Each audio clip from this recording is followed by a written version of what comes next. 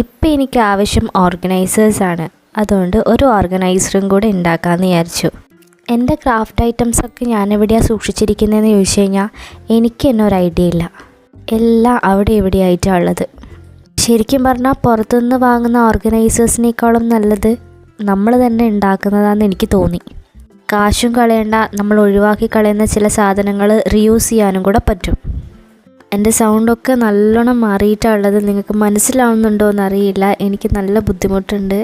ജലദോഷത്തിൻ്റെ കൂടെ പനിയും ഒക്കെ വന്നിട്ടുണ്ട്. ഇപ്പോൾ നമ്മൾ വാൾപേപ്പറൊക്കെ വാങ്ങുമ്പോൾ കിട്ടുന്ന കാർഡ്ബോർഡ് റോൾ ഉണ്ടല്ലോ, അതാണ് ഞാൻ ഇന്നിവിടെ ഉപയോഗിക്കുന്നത്. പിന്നെ ഒരു A4 ഷീറ്റും ഒരു കളർ പേപ്പറും കുറച്ച് കളേഴ്സും. അപ്പോൾ കാർഡ്ബോർഡ് റോളിൻ്റെ മുകളിൽ A4 പേപ്പർ ഒട്ടിച്ചു കൊടുക്കുക എന്നുള്ളതാണ് ആദ്യത്തെ പണി. പിന്നീട് നമുക്ക് ഇഷ്ടമുള്ള എന്താണെന്ന് വെച്ചാൽ അതിൻ്റെ മുകളിൽ വരച്ചു കൊടുക്കാം. അതിന് കളേഴ്സൊക്കെ കൊടുത്ത് ഭംഗിയാക്കി എടുക്കാം. ഞാനിവിടെ ഉപയോഗിച്ചിട്ടുള്ളത് പെൻസിൽ കളറാണ് കേട്ടോ.